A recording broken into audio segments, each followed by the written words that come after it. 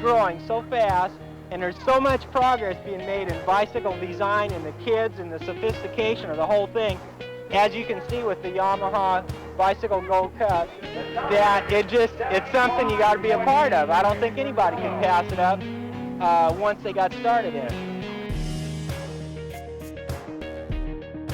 it. Today, racing against the best in the state, they'll be vying for the coveted Yamaha Gold Cup. The Yamaha Bicycle Gold Cup. It was a promotional activity for the Yamaha Moto-Bike, which I helped redevelop. Yamaha had designed a bicycle. It had three-piece colorless cranks and out of mild steel. The front end was just a spring-loaded shock rather than an oil-dampened shock. The rear end was the same thing. So Yamaha had hired me to help redevelop it and to promote the bicycle in the way I could. I put together the designs and drawings and stuff for the track, and the fiberglass berms, a water hole. It was really a comprehensive track that could be modularized, put on a truck, and hauled around to these various events. We came up with the concept to do a series of events where a real state championship would be held, and promoted an event down in San Diego, one in Van Nuys, and one up in Santa Clara, Northern California, and then the finals being at the LA Coliseum. We had approximately 1,150 riders average at each event. So for 1974, it was major promotions. I think Scott, when he raced motorcycles, I think it was connected with Yamaha. Partial sponsorship, a sponsorship or something. Scott at least had something to do with causing Yamaha to think about the Gold Cup and making the Yamaha bicycle, which looked a lot like a motorcycle without an engine. Of course, Yamaha was thinking dollars. They're thinking, okay, we'll introduce the kids to this motorcycle-looking bicycle, and then we'll transition them over into buying motorcycles. Whatever the reason was, they put a damn lot of money into 3 races. At the time, it was $100,000, and you're talking about BMX guys who, they'd take their old Schwinn, and if they were really lucky, they would get somebody to cut it, put in straight tubes, raise the bottom bracket, and make it a better torque-producing machine. I think motocross for kids is great. It keeps us something to do. Like, usually we just sit home and watch TV and stuff like that. I think it's really fun. Yeah, I like the excitement of jumping and, like, turn, sliding, and I even like to crash by the time. The Yamaha Gold Cup was set up to be the simplest way to get new people into bicycle motocross. And it was advertised throughout local newspapers, through radio interviews, TV interviews on talk shows, that type of thing. And the premise was to bring every kid you can to expose him to a Yamaha motorbike. And it was only a $1 entry fee, but we only had 3 classes of competition: novice, intermediate, and expert. It was basically done by age, weight, and height. And these three factors would determine what class you're going to go in. It really didn't have a lot to do with skill level. So there were a few guys, you know, that maybe were getting away with a little something that, you know, had been riding in the expert caliber events and other sanctioning bodies, but with Yamaha qualified maybe for the junior class. Birmingham was our first event in Van Nuys, and I spent a couple days setting up the track and the hay bales. I mean, I was just, you know, like, it was a frenzy thing for me. I wanted it perfect. Went through the qualifying rounds, and I was riding a Yamaha Moto-Bike, highly modified, titanium swing arm, JT60 suspension. I mean, it was a trick bike, but it was about 60 pounds. It was heavy. And I was riding against Tom Lund and Finvers and all these guys on 25-pound Webcos. So I had a challenge ahead of me, but I wanted to do the best I could for Yamaha. So I used to do what they call rock starts, and got a good start, a good jump, and blasting through the first turn. I passed a few guys on the outside, and in the second turn, Kevin McNeil was my prey. And I dove underneath him and took him out, basically. And as he went out and took some hay bales with him, it took Tom Lund, he crashed, and a few other guys. And I went on to an easy victory, you know, and that's just the way we rode back then. So I win, and Dirt Masters was a very, very dominant team at that time. And a few of the guys were friends of mine that were in the main. We had 15-man mains at that time. And there were a lot of guys in there, even older than me. Friendly Fred Thomas, Jumpin' John Wells, you know, there were some older guys. Well, somebody in advertising put for ages 6 to 16 on the poster, unknowing that the promoter of the event, the Yamaha baby, was over 16. And I had a birthday the week before. The event was on July 20th. My birthday's on July 14th. And so some people knew my age at that time. As a result, the Dirtmaster guys got second and third. So Mike got me on a technicality, and of course, I'm no rat. I didn't rat on anybody else. I just let it go. You know, I knew I'd won. I knew I had taken a super heavyweight bike and thrashed these guys. And I'd been doing it on a regular basis, especially on the downhill tracks. So I just took it as is. And I was a little upset. The next day we went to Soledad, so I made sure that any Dirtmaster rider was in my race, I took them out. And that's just the way it was.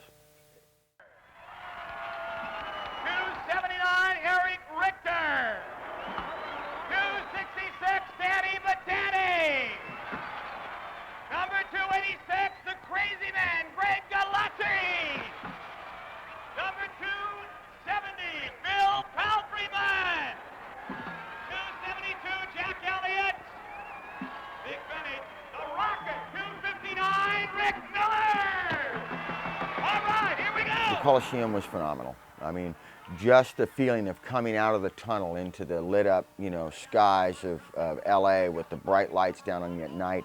Been there, you know, all day qualifying, and, you know, thousands of kids riding this track, and you bring Larry Supermouth Huffman, just the atmosphere's up, the music's booming through the PA system. It was a rush, you know, just to be there.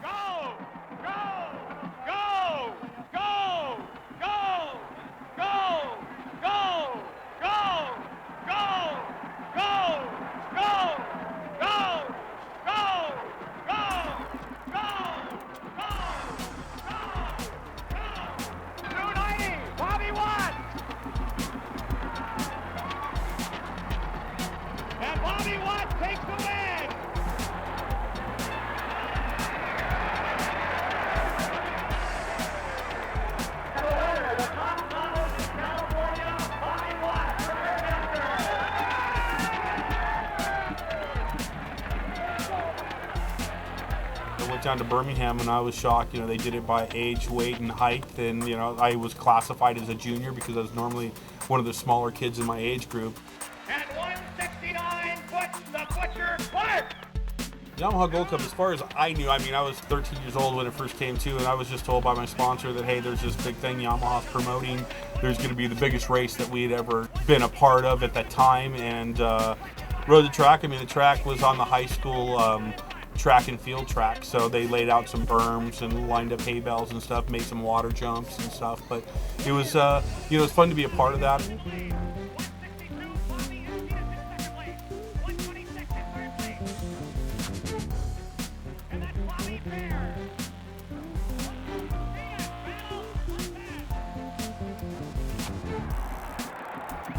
Placed it up And the Coliseum, of course. You know, I mean, as a young kid going into a National Football Stadium and seeing your name in the lights, you know, that was cool.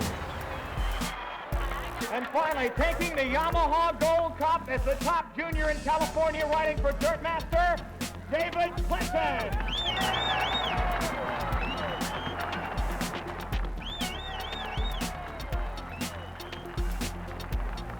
You know, I had fun setting out the track, and because I couldn't ride it, you know, I maybe made it a little more challenging. You know, this was my event, and I wanted to be there. I wanted to be the champ on a Yamaha motorbike. And unfortunately, some of the guys that, you know, we got to replace me to ride the motorbikes just couldn't compensate for the heavy weight of the bike. It was a flat track, you know, it ran on the 440 track. If you can imagine a 440 track, 2 laps. Could you imagine today a 2,500 foot track? You guys would be dying. Bicycle motocross in those days was for gladiators. That's how Stu Thompson came out on top. He just had that long-term endurance. And Friendly Fred was an older guy at that time. I think he was about 19 or 20.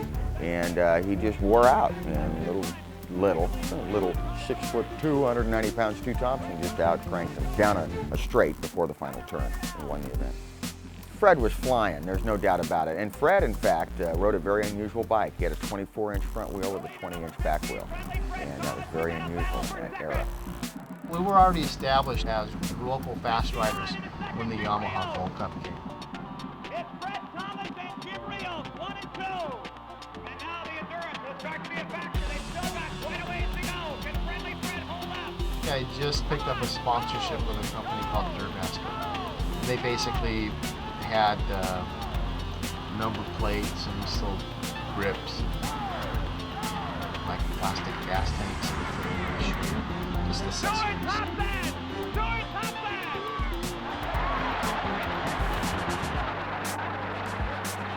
And the Gold Cup, the top expert in California, riding for Dirtmaster, Stuart Thompson.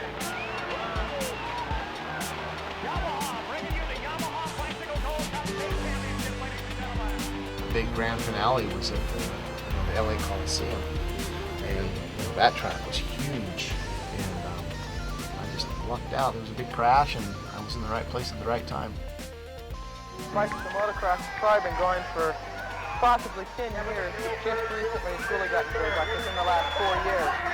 And this whole Gold Cup event here, like you can tell, you can hear the crowd going nuts. It's getting really big. I have 2 tracks presently, and opening another one. And it's just growing leaps and bounds.